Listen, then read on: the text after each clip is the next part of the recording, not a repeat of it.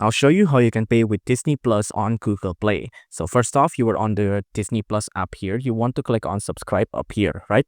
Now on subscribe up here, just pick whichever one you want. So for example, I want a monthly basic plan. I'm just gonna tap on that basic, right? And then I'm gonna click on continue with basic. And then it'll show a black screen and then a Google Play pop-up will pop up right here from the bottom, you can see.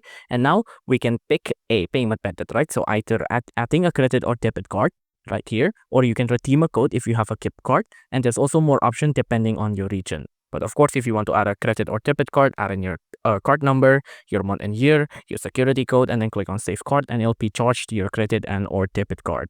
If you want to redeem code, like using a gift card, you can enter it here. And then there's a couple of more options depending on your region, like more options here.